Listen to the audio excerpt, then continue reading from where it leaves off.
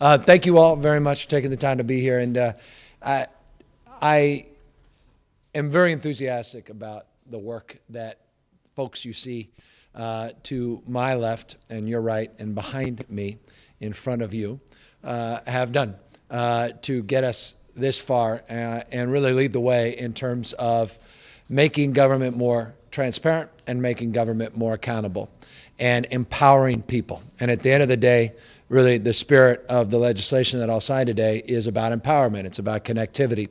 It's about turning back government to the people that have empowered us to serve them by giving them the most important resource, and that's information. It is remarkable, and I've said this in the past, that the transparency that we promote, particularly here at San Francisco City Hall, seems to be limited to gotcha government. The transparency is the Sunshine Task Force demanding that the mayor or the supervisor turn over a document based on the meeting they had 15 months ago, based upon the expectation that there'll be that gotcha sentence so that we can expose the corruption of government. Now, that's important, and I think we should promote that kind of transparency. But it's so limited, and it's focused on what's wrong, not what's right. And what we're doing is taking that notion of transparency and actually challenging people to do good things and to promote their government by promoting the kind of government they want, a government in their image, in our image, we the people, not the image that their elected representatives believe that we should have. And we talked, and we've had other opportunities and events to talk about the notion of sort of two-dimensional government, which is the vending machine notion, where you just have a limited amount of choices, and you pay your taxes, and then you pull out your limited amount of services, and then they replenish those services, and next year maybe a little less, but you're paying more, and you pull that out. And you just got your 10 things. You got your limited transportation services, limited public safety services, limited park and rec services, limited healthcare services. And now this is really a celebration of three-dimensionalizing. It's about creating a more complex relationship in terms of the kind of programs and services that the people themselves could help government provide and guide us to be more responsive, again, more accountable. So I'm really excited about this. I believe this, I may be wrong, but I believe 10, 15 years from now, we'll look back at this as really the genesis, the seed, to something that I don't think any of us fully understand. Because what we know, and you've seen this with Apple and those apps, is the limitlessness of the opportunity for people to become entrepreneurs at their desk, in their living rooms, on the road, with their PDAs stuck in traffic, not driving, but in the passenger seat. And creating entrepreneurs, small business men and women, supplementing income, or just solving problems. And you've seen this already with what? Brian, you said we have, 50 in our, I only asked Brian, and Brian really was the impetus for me to be motivated by this when he was over in our office, a press office, before he left us for more money. I'll just be honest. He will be less honest. He'd say, no, for new challenges, more money.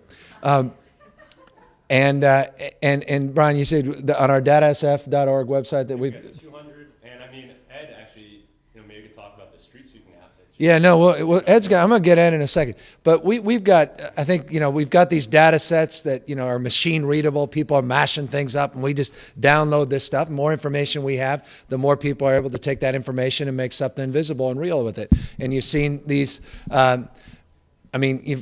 mothers groups saying, I'm going to go out and we're going to track down the closest rec center and park or museum that's family friendly. You've got others that just are intense about Muni that say, next Muni is cute and nice, but we've got a better idea with Rootsy, and they want to make it much more substantive and real as it relates to bus stops and really taking the next level information and crime mapping type, all kinds of remarkable things have happened, and the cost of the taxpayer is not one penny.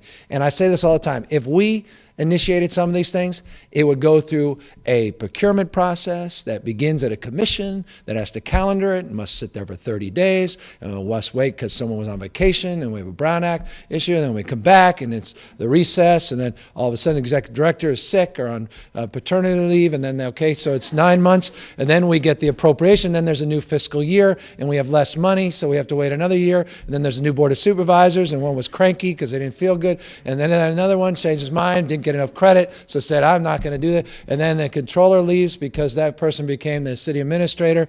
And then Phil Ting said, I'm not running for supervisor, I'm going to be his third. And then all that. And then the mayor won, and then I'm termed out, and whoever's gone, and nothing gets done. And seriously, it could cost like $1 million for one little thing.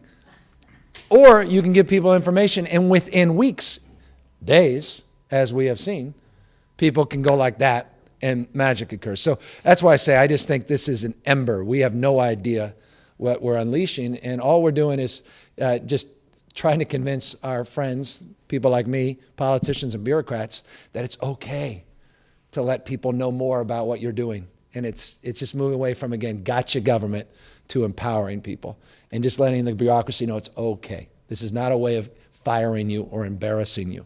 This is a way of actually supporting you. And so all these data sets are coming up, and all these new apps and all this competition, and Craig Newmark promoting the competitions and all these things is just an extraordinary thing. So I just thank Jay and the team at DT for a great job, and Chris Veen and Abstentia. Thank you for supporting this and being on the cutting edge to Brian and all his work. Ed Reeskin for getting this. At first, I'm sure he was thinking, oh, here I'm going to get in trouble again with, scores on cleanliness of commercial corridors. And now I think he's really led the way with all the departments. He and Ed Lee have been just amazing. And to Phil Ting, who's always believed in this and supports it and seems to text me every minute and tweet me and Facebook me, and he's Mr. Technology, and to our new school board member who's going to bring this to the school board and force education reform by empowering parents, not just special interests, but the most important interested party, parents, to release information in a way that they can start designing the future of education reform. And I just think that's perhaps the most exciting place to see this type of application. And let me say this, because I can say this in closing. Mark my words, this is coming to the state of California.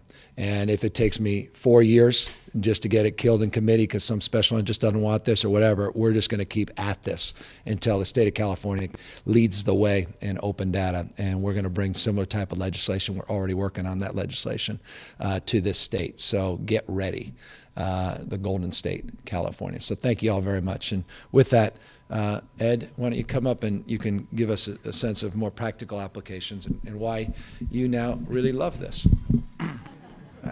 Thank you. I do love it. I actually loved this from the start. Yeah. I was a believer. That's a better story if I say you didn't, though. I did not like this when we started out, but the mayor brought me around. One thing that I've told my staff, colleagues, though, didn't. right, and what I've told my colleagues as well, is what we're talking about is not our data. It's not we, the department heads, the bureaucrats. It's not the city's data. It's the public's data. So we have an obligation, I would say, to push it out to the public, to make it available for the public, to make it useful for the public. And when you do that, it can actually help the departments. It can help the city. But most importantly, it's for the public, and it can help them. It can be very empowering. A lot of what we do, whether it's abating graffiti or picking up garbage or filling potholes, really impacts people's quality of life. When a neighborhood group is getting together to try to figure out how they can improve the conditions in their neighborhood, it's hard for them to do so if they don't know, well, what does the crime look like in our neighborhood? Where we have illegal dumping problems? By making this data available, a community group can have real data to then base solutions to their problems on. So it's very empowering in that respect. It can help us avoid a lot of cumbersome public records requests. Rather than waiting for people to come to us to pull data out, we push it out to them. They don't have to come and ask us for it, wait for us to respond, to go track it down. It's available for them to use. And then a final way, and the mayor made reference to this, there's some needs that we have that if we were to try to go and address them would be time-consuming and costly, and may not even yield the result we want. A small but important example has to do with mechanical street sweeping. We have our mechanical sweepers go around the city, and we require that people move their cars in order for us to be able to clean the streets. If people don't move the cars, not only will they get a ticket. After you get home at 1, it seems like you're doing this to raise money, not to clean the streets. Just for the record, the Department of Public Works receives no revenues from street cleaning tickets. Those all go to my friends at the MTA. Yeah. But if Parking control officers don't have a minimum number of tickets they write either. and they don't work for me either.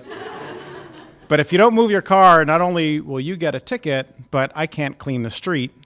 And then when the controller or somebody else goes out to inspect how well we're doing keeping the city clean, that reflects badly on us, and you'll see that information go out on OpenSF or DataSF. But more importantly, we can't do our job.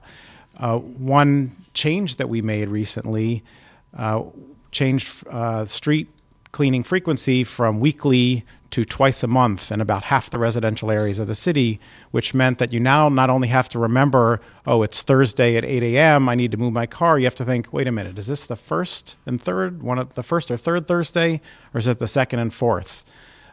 So it got maybe a little bit more complicated, and it's not the first thing that people are going to think about. So what we wanted to do was create a smartphone application so that people would know. People could use an application to be reminded, to be sent a message, or just even to be able to look it up. If that's something that we had to do, you heard what the process would have been. The mayor kind of recounted just a few of the many steps it would take us to get that kind of application procured. What we did is we put out the raw data of all of our street cleaning. Every street segment in the city, I think there's 12,000 of them, and for each side of the street, what day of the week, what time of day, and whether it's what the frequency is, weekly, semi-monthly. And lo and behold, somebody picked it up and made an application. There may actually be 2 now, but right now you can go onto the city site on DataSF. You can download this application. This information is there for you. Didn't cost the city a cent. Will help us do our job better. It's really a win-win scenario. So a lot of different reasons I think that all of our departments should be embracing this beyond the fact that it's just the right thing to do. It's the public's data. So thanks for the leadership. Glad to hear it's going to be coming to Sacramento soon. Yeah, well, we'll do our best. Very powerful job I have, Lieutenant Governor. Yeah. Why are you smiling? I can't believe that. Oh, it's true. Okay. Just want to check. You can edit that out of this tape. Phil, why don't you say a few things about this and how you see this changing the face of tax collection and assessment? Well, Mr. Mayor, I mean, it's always been great to work with you on this incredible leadership. I mean, the mayor's been a passionate leader on user-generated government. This takes one huge step forward for the people of San Francisco and for anybody who cares about user-generated government. For those of you that don't know, our office's data is probably one of the most widely spread used data out there, but you probably don't know it. While you might not know about the assessor's office, most of you have probably heard of Zillow. So all the data in terms of real estate values on Zillow that people look to see how much their home's worth, that all comes from assessor's offices all around the country. And that is data that a company's taken and actually done something with and actually has found a way to make money and to use something for it. Every month when you see the Chronicle talk about these median home prices and they go up and down and you have this anxiety about, is my home price up or down? All that data comes from our office and all the assessor's offices around the Bay Area. It says the source is DataQuick, but DataQuick gets it from us. They scrub it and they sell it to the Chronicle.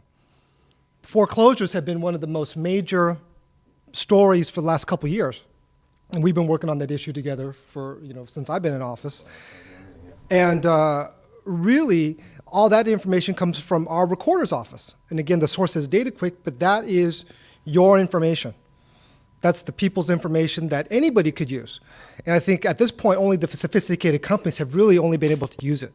Whereas if you really wanted to try and figure out our data, you'd have to get a programmer, you'd probably have to hire half of DT staff to figure out how to crunch it. Chris and Jay could probably teach you how to do it, but it'd be a huge effort. And I think this is really an opportunity to make this information accessible. That's why we've been working with Ed's office and DPW and the planning department to have a master address database. So actually the city could combine, it's kind of silly, there's actually no database in the city with every single address in the city and county of San Francisco. So that was one of the first projects that we're kicking in. They approached me a year or two ago to do that. We're getting ready to go live, I think in the next few months. Jay's like, yeah, we're ready to go live in the next few months. About December 31st. maybe January 5th or 6th. But we're very excited about doing that, and I think this is just one huge step for the future, and really for the people of San Francisco to really have incredible access to their government. So thank you for your leadership, and thanks to Jay and Chris at DT for their leadership too. So we've got about 27 departments that have really stepped up to the plate, but we've got 60 plus departments that can do more, or 60 departments that actually can do something.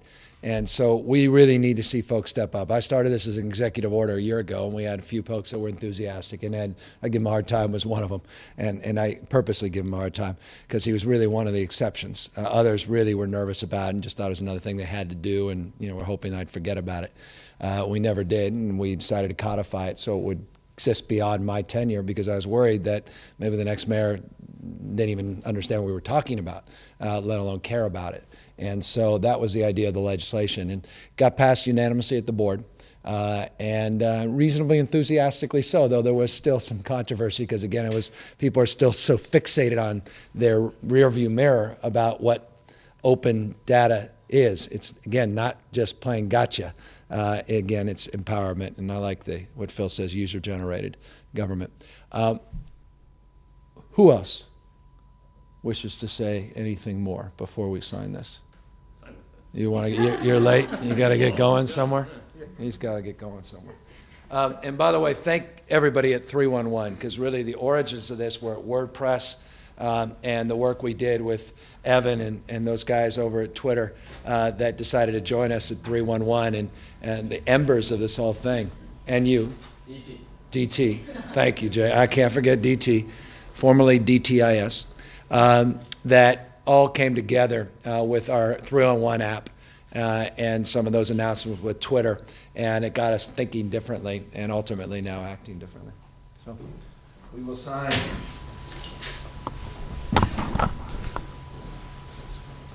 What's the date? The 18th. Wonderful. All right. Official. All right, thank you